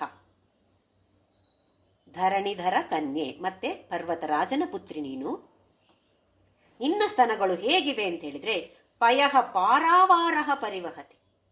ಪಯ ಅಂತ ಹೇಳಿದ್ರೆ ಹಾಲು, ಹಾಲಿನ ಪಾರಾವಾರ ಸಾಗರ, ಹಾಲಿನ ಸಾಗರ ಅದು. ಪರಿವಹತಿ ಸಾರಸ್ವತಮಿವ. ಜ್ಞಾನದ ಧಾರೆ, ಕ್ಷೀರಧಾರೆ, ಜ್ಞಾನದ ಧಾರೆ ಹೇಗಿದೆ ಅಂತ ಹೇಳಿದ್ರೆ ಸರಸ್ವತಿಯ ಕವಿತ್ವವನ್ನ ಎಲ್ಲರಿಗೂ ಅನುಗ್ರಹಿಸುವಂತೆ ಇದೆ. ಈ ಆಹಾರಧಾರೆ, ಜ್ಞಾನಧಾರೆ ಹೇಗಿದೆ ಅಂತ ಹೇಳಿದ್ರೆ ಯಾರಿಗೆ ಯಾವುದು ಬೇಕು ಅದನ್ನ ಕೇಳ್ತಾರೆ, ಯಾವುದು ಕೇಳ್ತಾರೆ ಅದನ್ನ ಕೊಡ್ತಾಳಂತೆ ಅವಳು. ಜ್ಞಾನವನ್ನ ಕೇಳ್ತಿರೋ ಜ್ಞಾನವನ್ನ ಕೊಡ್ತಾಳೆ, ಆಹಾರವನ್ನ ಕೇಳ್ತಿರೋ ಆಹಾರವನ್ನ ಕೊಡ್ತಾಳೆ, ಇಲ್ಲ ಲೌಕಿಕ ಭೋಗವನ್ನ ಕೇಳ್ತಿರೋ ಅದನ್ನು ಕೊಡ್ತಾಳೆ. ಯಾವುದನ್ನ ನಾವು ಕೇಳ್ತೀವಿಯೋ ಬೇಡ್ತೇವೆಯೋ ಅದನ್ನ ಅವಳು ಅನುಗ್ರಹಿಸುವಂಥವಳು. ಯಾಕೆ ಅಂತೇಳಿದ್ರೆ ಅವಳು ಕ್ಷೀರ ಸಾಗರ. ಅವಳ ಸ್ತನಗಳು ಅಂತ ಹೇಳುವಂಥದ್ದು ಕ್ಷೀರದ ಸಾಗರವೇ. ಬರೇ ಕ್ಷೀರ ಅಂತೇಳಿದ್ರೆ ಬರೇ ಹಾಲು ಅಂತಲ್ಲ, ಎಲ್ಲವೂ ಬಂತು. ಎಲ್ಲವೂ ಏನು ಬೇಕು ಅದನ್ನು ಕೇಳಿದರೆ ಅದು ಕೊಡುವಂಥವಳು. ಆದರೆ ದುರದೃಷ್ಟಕರವಾಗಿ ನಾವು ಕೇಳುವಂಥದ್ದು ಯಾವಾಗಲೂ ಏನು ಹೇಳಿ, ಲೌಕಿಕ ಕೋರಿಕೆಗಳನ್ನು ತೀರಿಸೋಕ್ಕೆ ನಾವು ಕೇಳ್ತಿರೋದು. ನನಗೆ ಹೀಗೆ ಮಾಡಿಕೊಡು, ಹಾಗೆ ಮಾಡಿಕೊಡು, ನನ್ನ ಆರೋಗ್ಯ ಸರಿಯಾಗಲಿ, ನನ್ನ ಮಕ್ಕಳಿಗೆ ಮದುವೆ ಆಗಲಿ, ಮೊಮ್ಮಕ್ಕಳಾಗಲಿ, ಅಲ್ವೇ? ತಪ್ಪು ಅಂತಲ್ಲ. ಆದರೆ ಹೀಗೆ ಹೇಳಿದ ಹಾಗೆ ಈ ಥರದ ಕಾಮಗಳನ್ನು ನಾವು ಸ್ವಲ್ಪ ಸ್ವಲ್ಪವಾಗಿ ಬದಲಾಯಿಸ್ತಾ ಹೋಗಬೇಕಾಗಿದೆ. ದಯಾವತ್ಯ ದತ್ತಂ ದ್ರವಿಡ ಶಿಶುರಾಸ್ವಾದ್ಯತವಯ್ಯ. ದ್ರವಿಡ ನಮ್ಮ ಭಾರತ ದೇಶದಲ್ಲಿ ಈ ದಕ್ಷಿಣ ಭಾರತ, ಕೇರಳಂ, ಕರ್ನಾಟಕ, ತಮಿಳುನಾಡು, ಆಂಧ್ರ, ತೆಲಂಗಾಣ. ಈ ರಾಜ್ಯಗಳನ್ನು ನಾವು ದ್ರವಿಡ ಅಥವಾ ದ್ರಾವಿಡ ರಾಜ್ಯಗಳು ಅಂತ ಹೇಳಿ ಮೊದಲು ಹಾಗೆ ಹೆಸರಿತ್ತು. ಅಲ್ಲಿನ ಯಾವ ರಾಜ್ಯ ಅಂತ ಹೇಳಿಲ್ಲ, ದ್ರವಿಡ ಶಿಶು. ಈ ದ್ರಾವಿಡ ರಾಜ್ಯದಲ್ಲಿ ಇದ್ದಂತಹ ಒಂದು ಶಿಶು ನಿನ್ನ ದಯೆ ಅಂತ ಹೇಳುವ ಈ ಕ್ಷೀರಸಾಗರವನ್ನ ಆಸ್ವಾದಿಸಿ ಕವೀನಾಂ ಪ್ರೌಢಾನಾಂ ಅಜನಿ ಕಮನೀಯ ಕವಯಿತ, ಕವಿತನಾದ, ಕವಿಯಾದ, ಬಹಳ ಪ್ರಸಿದ್ಧಿಯನ್ನ ಪಡೆದಂಥವನಾದ, ಕವೀನಾಂ ಪ್ರೌಢಾನಾಂ ಉತ್ತಮವಾದ ಭಕ್ತರಲ್ಲಿಯೂ ಇರ್ಬೋದು ಭಕ್ತನಾದ, ಅಥವಾ ಕವಿಗಳಲ್ಲಿ ಕವಿಯಾದ, ಅಥವಾ ಯಾವುದೇ ಒಂದು ಕಲೆಗಳಲ್ಲಿ ನಿಷ್ಣಾತನಾದ. ಇದರಲ್ಲಿ ಆದಿಶಂಕರಾಚಾರ್ಯರು ತನ್ನ ಬಗ್ಗೆ ಹೇಳಿರಬಹುದು. 8ನೇ ಶತಮಾನದಲ್ಲಿ ಆದಿಶಂಕರಾಚಾರ್ಯರು, ಎಲ್ಲರಿಗೂ ಕತೆ ಗೊತ್ತಿದೆ, ಪುಟ್ಟ ಹುಡುಗನಾಗಿದ್ದಾಗ, ಬಾಲಕನಾಗಿದ್ದಾಗ ತಂದೆ ಶಿವಗುರು ಕೆಲಸಕ್ಕಾಗಿ ಹೊರಗಡೆ ಹೋಗ್ತಾರೆ. ಹೋಗಿದ್ದಾಗ ಮನೆಯಲ್ಲಿರುವ ಒಂದು ಪುಟ್ಟ ಗುಡಿ, ಅದರಲ್ಲಿ ದೇವಿ ಉಪಾಸಕರಾಗಿದ್ದರು. ಶಿವನ ಉಪಾಸಕರು, ದೇವಿ ಉಪಾಸನೆಯೂ ಇತ್ತು. ತಾಯಿ ಬಹಿಷ್ಠೆ ಆಗ್ತಾಳೆ, ಆರ್ಯಾಂಬ ಬಹಿಷ್ಠೆ ಆಗ್ತಾಳೆ, ಹಾಗೆ ಪೂಜೆ ಮಾಡುವಂತಹ ಸ್ಥಿತಿಯಲ್ಲಿ ಇಲ್ಲ. ಹಾಗೆ ಅವಳು ಬಾಲಶಂಕರನಿಗೆ ಹೇಳ್ತಾಳೆ, ಪೂಜೆ ಮಾಡಿ ನೈವೇದ್ಯ ಎಲ್ಲ ಮಾಡಿ ಬಾ ಅಂತ ಹೇಳಿ. ಹಾಗೆ ಹೋಗ್ತಾನೆ, ಪೂಜೆ ಎಲ್ಲ ಮಾಡ್ತಾನೆ, ನೈವೇದ್ಯಕ್ಕೆ ಹಾಲಿಡ್ತಾನೆ. ಯಾವತ್ತೂ ಕೂಡ ತಂದೆಯಾದ ಶಿವಗುರು ಸ್ವಲ್ಪ ಹಾಲನ್ನು ಅವನಿಗೆ ಕೊಡುವವರು, ನೈವೇದ್ಯದ ಹಾಲಿದು ಅಂತ ಹೇಳಿ. ಹಾಗಂದ್ರೆ ಜಗನ್ಮಾತೆ ಕುಡಿದು ಬಿಟ್ಟಂತಹ ಹಾಲು ಅಂತ ಈ ಬಾಲಕನ ಭಾವನೆ. ಹಾಗೆಯೇ ಅವನು ನೈವೇದ್ಯವನ್ನಿಟ್ಟು ಕುಡಿ ಕುಡಿ ಅಂತ ಕೇಳ್ತಾನೆ. ಏನು ಕುಡಿಯೋ ಆಲೋಚನೆ ಕಾಣೋದಿಲ್ಲ. ಸ್ವಲ್ಪ ಹೊತ್ತಾಗಿ, ನಾನು ಕೊಟ್ರೆ ಯಾಕೆ ಕುಡಿತಾ ಇಲ್ಲ, ನನ್ನ ಅಪ್ಪ ಕೊಟ್ರೆ ನೀ ಕುಡಿತೀಯಲ್ಲ, ಇವತ್ತ್ಯಾಕೆ ಕುಡಿತಾ ಇಲ್ಲ ನೀನು, ಕುಡಿ ಬೇಗ ಬಾ ಅಂತೇಳಿ, ನಂಗೆ ಹಸಿವಾಗ್ತಾ ಇದೆ ಅಂತ ಹೇಳ್ತಾನೆ. ಯಾರು ಬರೋದಿಲ್ಲ. ಮತ್ತೆ ಜೋರಾಗಿ ಅಳಕ್ ಶುರು ಮಾಡ್ತಾನೆ. ಆಗ ಕರುಣಾಮಯ್ಯಾದ ಜಗನ್ಮಾತೆ ಬಂದು ಅವನಿಟ್ಟ ಹಾಲನ್ನ ಎಲ್ಲ ಘಟಘಟ ಅಂತ ಕುಡಿದು ಬಿಡ್ತಾಳೆ. ಮತ್ತೆ ಜೋರಾಗಿ ಅಳಕ್ ಶುರು ಮಾಡ್ತಾನೆ ಬಾಲಶಂಕರ. ಈಗ ಯಾಕೆ ಅಳ್ತಾ ಇದ್ಯಾ, ನೀ ಕುಡಿ ಅಂತ ಹೇಳಿದ್ರೆ ನಾ ಕುಡ್ದೆ ಅಲ್ವಾ, ಇನ್ಯಾಕೆ ಅಳು ಅಂತ ಹೇಳಿದ್ರೆ, ನನ್ಗೆ ಬಿಟ್ಟಿಲ್ಲ ನೀನು, ನನ್ಗೆ ಅಪ್ಪ ಯಾವಾಗಲೂ ಕೊಡ್ತಾರೆ, ಸ್ವಲ್ಪ ಜಗನ್ಮಾತೆ ನೈವೇದ್ಯ ಅಂತ ನಂಗೆ ಕೊಡ್ತಾರೆ, ನನ್ಗೆ ಎಲ್ಲಿದೆ ಈಗ, ನೀನೆಲ್ಲ ಖಾಲಿ ಮಾಡಿಲ್ಲ, ನೀ ಯಾಕೆ ಎಲ್ಲ ಕುಡ್ದೆ ಅಂತ ಮತ್ತೆ ಬಾ ಅಂತ ಅಳಕ್ ಶುರು ಮಾಡಿದಾಗ ಜಗನ್ಮಾತೆ ತನ್ನ ಸ್ತನಗಳಿಂದ ಹಾಲನ್ನ ತೆಗೆದು ಬಾಲಶಂಕರನಿಗೆ ಉಣಿಸ್ತಾಳಂತೆ. ಅಲ್ಲಿಂದ ಅವರ ಶಂಕರಾಚಾರ್ಯರ ಕವಿತ್ವ ಅಂತ ಹೇಳಿದ್ರೆ ಭಕ್ತಿಯೂ ಹೌದು, ಹಾಗೆಯೇ ಆ ಕವಿತಾ ರಚನೆ ಎಲ್ಲವೂ ಶುರುವಾಯ್ತಂತೆ. ಇದು ಒಂದು ದ್ರವಿಡ ಶಿಶು. ಕೇರಳಂ, ಈಗಿನ ಕೇರಳಂ, ಅಲ್ಲಿ ಕಾಲಡಿಯಲ್ಲಿ ಹುಟ್ಟಿರುವಂತಹ ಆದಿಶಂಕರಾಚಾರ್ಯರ ಕಥೆ. ಇನ್ನೊಬ್ಬ ದ್ರವಿಡ ಶಿಶು ಯಾರಾಗಿರ್ಬೋದು ಅಂತ ಹೇಳಿದ್ರೆ ತಿರುಜ್ಞಾನ ಸಂಬಂಧರ್ ಅಂತ ಹೇಳಿ, ತಮಿಳುನಾಡಿನಲ್ಲಿ ಸೀರ್ಕಾಳಿ ಅಂತ ಹೇಳುವ ಊರಿನಲ್ಲಿದ್ರು. ಚಿಕ್ಕ ಹುಡುಗನಾಗಿದ್ದಾಗ, ಆದರೆ ತಂದೆ ತಾಯಿಗೆ ಸುಮಾರು ಹಲವಾರು ವರ್ಷಗಳು ಮಕ್ಕಳೇ ಆಗಿರೋದಿಲ್ಲ. ಇದು 7ನೇ ಶತಮಾನದಲ್ಲಿ ಶಂಕರಾಚಾರ್ಯಗಿಂತ ಮೊದಲೇ ಹುಟ್ಟಿದಂಥವರು ಜ್ಞಾನ ಸಂಬಂಧರು. ಆ ಸಮಯದಲ್ಲಿ ಬೌದ್ಧ ಮತ ಮತ್ತು ಜೈನ ಮತ ಪ್ರಸಿದ್ಧಿಯನ್ನು ಪಡೆಯೋದಕ್ಕೆ ಶುರುವಾಗಿತ್ತು. ಹಾಗಾಗಿ ಹಲವಾರು ಕುಟುಂಬಗಳು ಮತಾಂತರಗೊಂಡಿದ್ದವು. ಆದರೆ ಇವರು ಒಪ್ಪಲಿಲ್ಲ, ಜೈನ ಮತಕ್ಕೆ ಮತಾಂತರಗೊಳ್ಳಲು ಈ ಕುಟುಂಬ ಒಪ್ಪಲಿಲ್ಲ. ತೀವ್ರವಾದ ತಪಸ್ಸನ್ನ ಮಾಡ್ತಾ ಇದ್ರು, ಶಿವನನ್ನ ಬೇಡ್ತಾ ಇದ್ರು. ಒಂದು ಮಗುವನ್ನ ಕೊಡು, ಈ ನಿನ್ನ ಅಂದ್ರೆ ಶಿವನ ವಿಚಾರವನ್ನ ತಿಳಿ ಹೇಳೋದಕ್ಕಾಗಿ, ಪ್ರಪಂಚಕ್ಕೆ ತಿಳಿ ಹೇಳುವುದಕ್ಕಾಗಿ, ಬೋಧಿಸುವುದಕ್ಕಾಗಿರುವಂತಹ ಒಂದು ಮಗುವನ್ನು ನಮಗೆ ಕರುಣಿಸು ಅಂತ ಹೇಳಿ. ಹಾಗೆಯೇ ಶಿವನ ಅನುಗ್ರಹದಿಂದ ಮಗ ಹುಟ್ಟುತ್ತಾನೆ. ಆದರೆ ಈ ಮಗು ಮಾತಾಡೋದೇ ಇಲ್ಲ, ಮೂಕನಾಗಿರ್ತಾನೆ. 3 ವರ್ಷವೋ ಏನೋ ಆಗಿರುತ್ತೆ. ಸೀರ್ಕಾಳಿಯಲ್ಲಿ ಒಂದು ದೇವಸ್ಥಾನ ಇದೆ. ಆ ದೇವಸ್ಥಾನದ ಜಾತ್ರೆ, ಕೆಲವೊಂದು ಪುಸ್ತಕಗಳಲ್ಲಿ ಸ್ವಲ್ಪ ಬೇರೆ ಬೇರೆ ತರದ ಕಥೆಗಳಿವೆ. ಕೊನೆಗೆ ಒಂದೇ ಇರುತ್ತೆ ಅದು, ಆದರೆ ಮಧ್ಯ ಮಧ್ಯದಲ್ಲಿ ಸ್ವಲ್ಪ ಕೆಲವು ವ್ಯತ್ಯಾಸಗಳಿವೆ. ಜಾತ್ರೆ ನಡೀತಾ ಇತ್ತು. ಒಂದು ಪುಸ್ತಕದ ಪ್ರಕಾರ ಜಾತ್ರೆ ನಡೀತಾ ಇತ್ತು. ತಂದೆಯ ಹೆಸರು ಶಿವಪಾದ ಹೃದಯ. ಏನು ಅದ್ಭುತವಾದ ಹೆಸರು ನೋಡಿ, ಶಿವಪಾದ ಹೃದಯ. ಈ ತಂದೆ ಮಗುವನ್ನ ಕರ್ಕೊಂಡು ಹೋಗ್ತಾನೆ. ಅಲ್ಲಿ ಒಂದು ಕೆರೆ, ಎಲ್ಲ ದೇವಸ್ಥಾನದಲ್ಲಿ ಒಂದು ಕೆರೆ ಇರುತ್ತೆ. ಆ ಕೆರೆ ಹತ್ರ ಅವನನ್ನ ಕೂರಿಸಿ ನಾನೀಗ ಬರ್ತೇನೆ ಅಂತೇಳಿ ಹೋಗ್ತಾನೆ. ಏನೋ ಕೆಲ್ಸಕ್ಕೆ ಹೋಗ್ತಾನೆ, ಎಲ್ಲೂ ಹೋಗ್ಬೇಡ, ಇಲ್ಲ ಕೂತ್ಕೊ ಅಂತೇಳಿ. ಹಾಗೆ ಈ ಬಾಲಕ ಕೂತಿರ್ತಾನೆ. ಸ್ವಲ್ಪ ತಾಗೋ ತಂದೆ ಕಾಣೋದಿಲ್ಲ, ಹಸಿವಾಗತ್ತೆ. ಒಳಗಡೆ ದೇವಸ್ಥಾನದ ಒಳಗಡೆ ಹೋಗ್ತಾನೆ. ಜಾತ್ರೆ, ದೊಡ್ಡ ದೊಡ್ಡ ಪೂಜೆಗಳು ಏನೇನೇನೆಲ್ಲ ಇದೆ ಜಾತ್ರೆಯಲ್ಲಿ, ಗೊತ್ತಿದೆ ನಮ್ಗೆ ಏನಿರುತ್ತೆ ಅಂತ ಹೇಳಿ. ಅದೆಲ್ಲ ನೋಡಿ ಸಂತೋಷದಿಂದ ದೇವಸ್ಥಾನದ ಒಳಗಡೆ ಹೋದ.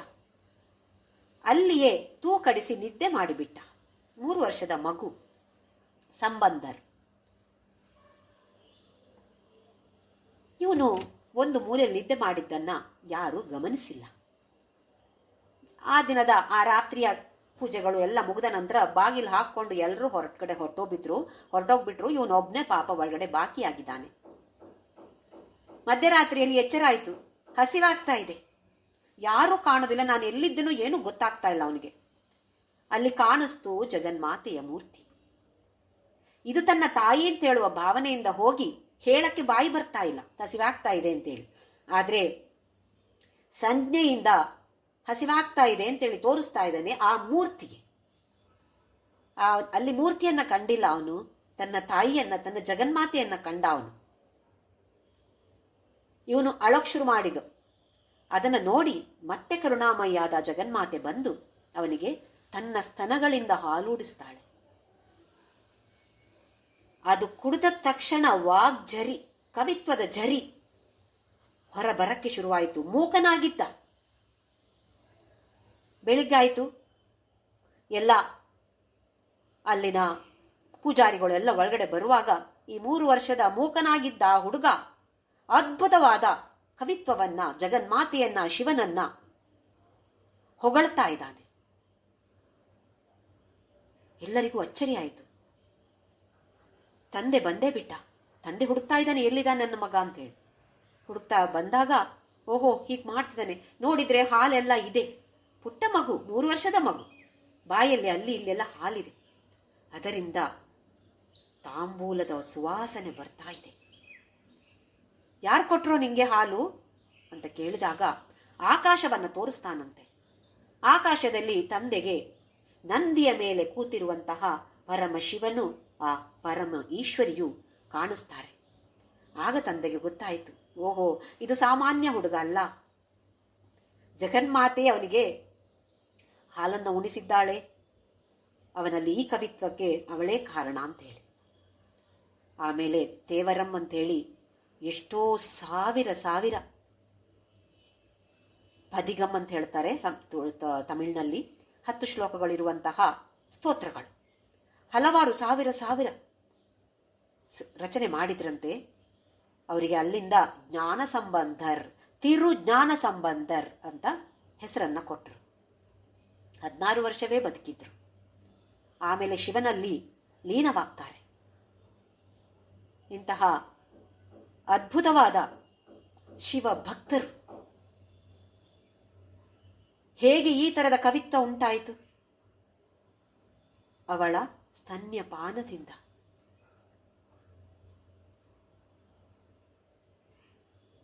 ನಮಿಗೂ ಕೂಡ ಈ ಕಥೆಗಳನ್ನು ಕೇಳೋದ್ರಿಂದ, ಓದೋದ್ರಿಂದ ಆ ಥರದ ಒಂದು ವಿಚಾರ ಇದೆ. ಹೌದು, ಒಂದು ಸಣ್ಣ ಒಂದು ಡ್ರಾಪ್ ಸಿಕ್ಕಿದ್ರೆ ಸಾಕು ನಮ್ಗೆ ಅಂತ ಹೇಳುವ ಒಂದು ಭಾವನೆ ನಮ್ಮಲ್ಲಿ ಉಂಟಾಗತ್ತೆ. ಅಷ್ಟು ಚಿಕ್ಕ ಮಕ್ಕಳು ಅವರೇ ಆ ಭಕ್ತಿ ಭಾವದಿಂದ, ಪ್ರೇಮದಿಂದ, ತಾಯಿ ಅಂತ ಹೇಳುವ ಪ್ರೇಮ ಅವರಿಗೆ ಗೊತ್ತಿಲ್ಲ, ಜಗನ್ಮಾತೆ ಅಂದ್ರೆ ಏನು ಅಂತ ಗೊತ್ತಿಲ್ಲ. ಆ ಪ್ರೇಮದಿಂದ ಅವರು ಬೇಡಿಕೊಂಡಾಗ ಅವಳು ಕೊಟ್ಟಿದ್ರೆ, ಹಾಗಾದ್ರೆ ನಾವು ಕೂಡ ಅಂತಹ ಪ್ರೇಮದಿಂದ ಅವಳನ್ನು ಕೇಳಿಕೊಂಡ್ರೆ ಕೊಡಲಾರದಂತಹ ಕಠಿಣ ಹೃದಯದವಳ ಅವಳು? ಖಂಡಿತವಾಗಿಯೂ ಅಲ್ಲ. ಅದಕ್ಕೋಸ್ಕರ ಇಲ್ಲಿ ಹೇಳ್ತಿದ್ದಾರೆ, ಪಯಃ ಪಾರಾವಾರಃ ಪರಿವಹತಿ ಸಾರಸ್ವತಮಿವ. ಏನೋ ಚಿಕ್ಕ ಪುಟ್ಟ ಕೋರಿಕೆಗಳಲ್ಲ, ಯಾವ ಥರದ ಕೋರಿಕೆಗಳನ್ನು ಕೇಳಿ ಎಲ್ಲವನ್ನ ಕೊಡುವಂಥವಳು. ಹಾಗಾಗಿ ನಾವು ಅದರ ಬಗ್ಗೆ ಸ್ವಲ್ಪವಾಗಿ ನಾವು ಗಮನಿಸಬೇಕು. ನಮ್ಮ ಭಾರತ ದೇಶದಲ್ಲಿ ಸ್ತನ್ಯಪಾನಕ್ಕೆ ತುಂಬಾ ಪ್ರಾಮುಖ್ಯತೆಯನ್ನು ಕೊಡ್ತಾರೆ. ಈಗ ಎಲ್ಲ ಪ್ರಪಂಚದ ಎಲ್ಲ ಭಾಗಗಳಲ್ಲೂ ಕೊಡ್ತಿದ್ದಾರೆ. ಆಗಿನ ಕಾಲದಿಂದ ಇವತ್ತಿನವರೆಗೂ ಕೂಡ ಸ್ತನ್ಯಪಾನಕ್ಕೆ ಪ್ರಾಮುಖ್ಯತೆ ಕೊಟ್ಟಂಥದ್ದು ನಮ್ಮ ಭಾರತ ದೇಶ. ಮಧ್ಯದಲ್ಲಿ ಸ್ವಲ್ಪ ಒಂದು ಪೀಳಿಗೆಯವರು ಆಹಾ ಸ್ತನ್ಯಪಾನ ಏನು ಅಂತ ಹೇಳ್ಬಿಟ್ಟು ಒಂದು ಸ್ವಲ್ಪ ಮಾಡ್ತಾ ಇದ್ರು, ಅಲಕ್ಷ್ಯ ಮಾಡ್ತಾ ಇದ್ರು, ತಿರಸ್ಕಾರದಿಂದ ನೋಡ್ತಾ ಇದ್ರು. ಆದರೆ ಈಗ ಗೊತ್ತಿದೆ, ಈಗ ಹಾಗಲ್ಲ. ಯಾವುದೇ ತಾಯಿ ಹೆತ್ತಾದ ತಕ್ಷಣ ಡಾಕ್ಟರ್ ಹೇಳ್ತಾರೆ, ಮೊದಲಿಗೆ ಬರುವಂತಹ ಹಾಲು, ಸ್ತನದಲ್ಲಿ ಬರುವಂತಹ ಹಾಲು, ಅದರಲ್ಲಿ ತುಂಬ ಪೌಷ್ಟಿಕಾಂಶ ಇದೆ, ಅದು ಒಂದು ಡ್ರಾಪ್ ಆದ್ರೂ ಸಾಕು ಮಗುವಿನ ಬಾಯಿಗೆ ಹೋಗಬೇಕು. ಯಾಕೆಂದ್ರೆ ಅಷ್ಟೊಂದು ಪೌಷ್ಟಿಕಾಂಶ ಇರುವಂಥದ್ದು. 6 ತಿಂಗಳವರೆಗೆ ಬೇರೆ ಏನು ಕೊಡಬೇಡಿ ಅಂತ ಹೇಳ್ತಾರೆ. ಈಗ ತಾಯಿಯ ಹಾಲೇ ಕೊಡಿ, ಬೇರೆ ಏನು ಬೇಕಾಗಿಲ್ಲ. ನೀರು ಕೂಡ ಕೊಡೋದಕ್ಕೆ ಬಿಡೋದಿಲ್ಲ. ಈಗ ನಮ್ಮ ಮಕ್ಕಳಿದ್ದಾಗ ನಾವು ನೀರಾದ್ರೂ ಕೊಡ್ತಿದ್ವಿ, ಈಗ ನೀರು ಕೂಡ ಕೊಡೋದು ಬೇಡ ಹೇಳ್ತಾರೆ, ಬರೀ ಹಾಲು. 6 ತಿಂಗಳು ಹಾಲು ಬಿಟ್ಟರೆ ಇನ್ನೇನು ಕೊಡಬೇಡಿ ಅಂತ ಹೇಳ್ತಾರೆ. ಹಾಗಾದ್ರೆ ಆ ಎದೆ ಹಾಲಿಗೆ, ನಮ್ಮ ಭೌತಿಕ ತಾಯಿ ಅಂದರೆ ಎದೆ ಹಾಲಿಗೆ ಇಷ್ಟು ಪ್ರಾಮುಖ್ಯತೆ ಇದ್ರೆ, ಜಗನ್ಮಾತೆಯ ಹಾಲಿಗೆ ಎಷ್ಟು ಪ್ರಾಮುಖ್ಯತೆ ಇರಬೇಕು, ನಾವೆಷ್ಟು ಪ್ರಾಮುಖ್ಯತೆಯನ್ನು ಕೊಡ್ತೇವೆ. ಹಾಗಾಗಿ ಇಂತಹ ಅಂಗಗಳ ವರ್ಣನೆ ಇರುವಾಗ ಅದರ ತತ್ವಗಳನ್ನು ನಾವು ತಿಳಿದುಕೊಳ್ಬೇಕು. ಆ ಥರದ ತತ್ವಗಳಿಗೆ ನಾವು ಪ್ರಾಮುಖ್ಯತೆಯನ್ನು ಕೊಡಬೇಕಷ್ಟೇ ಹೊರತು ಖಂಡಿತವಾಗಿಯೂ ಯಾರು ಕೂಡ ಅಸಹ್ಯ ಪಟ್ಟುಕೊಳ್ಳುವಂತಹ ಅವಕಾಶವೇ ಇಲ್ಲ. ಓಂ ಶ್ರೀರಾಮ್ ಜಯ ರಾಮ್ ಜಯ ಜಯ ರಾಮ್. ಓಂ ಶ್ರೀರಾಮ್ ಜಯ ರಾಮ್ ಜಯ ಜಯ ರಾಮ್. ಓಂ ಶ್ರೀರಾಮ್ ಜಯ ರಾಮ್ ಜಯ ಜಯ ರಾಮ್. ಓಂ ಶ್ರೀರಾಮ್ ಜಯ ರಾಮ್ ಜಯ ಜಯ ರಾಮ್. ಓಂ ಶ್ರೀರಾಮ್ ಜಯ ರಾಮ್ ಜಯ ಜಯ ರಾಮ್. ಓಂ ಶ್ರೀರಾಮ್ ಜಯ ರಾಮ್ ಜಯ ಜಯ ರಾಮ್. ಓಂ ಶ್ರೀರಾಮ್ ಜಯ ರಾಮ್ ಜಯ ಜಯ ರಾಮ್. ಓಂ ಶ್ರೀರಾಮ್ ಜಯ ರಾಮ್ ಜಯ ಜಯ ರಾಮ್. ಓಂ ಶ್ರೀರಾಮ್ ಜಯ ರಾಮ್ ಜಯ ಜಯ ರಾಮ್. ಓಂ ಶ್ರೀರಾಮ್ ಜಯ ರಾಮ್ ಜಯ ಜಯ ರಾಮ್. ಓಂ ಶ್ರೀರಾಮ್ ಜಯ ರಾಮ್ ಜಯ ಜಯ ರಾಮ್. ಓಂ ಶ್ರೀರಾಮ್ ಜಯ ರಾಮ್ ಜಯ ಜಯ ರಾಮ್. ಓಂ ಅಸತೋ ಮಾ ಸದ್ಗಮಯ ತಮಸೋ ಮಾ ಜ್ಯೋತಿರ್ಗಮಯ ಮೃತ್ಯೋರ್ಮಾಮೃತಂ ಗಮಯ. ಓಂ ಶಾಂತಿ ಶಾಂತಿ ಶಾಂತಿ. ಲೋಕಾ ಸಮಸ್ತಾ ಸುಖಿನೋ ಭವಂತು. ಲೋಕಾ ಸಮಸ್ತಾ ಸುಖಿನೋ ಭವಂತು. ಲೋಕಾ ಸಮಸ್ತಾ ಸುಖಿನೋ ಭವಂತು.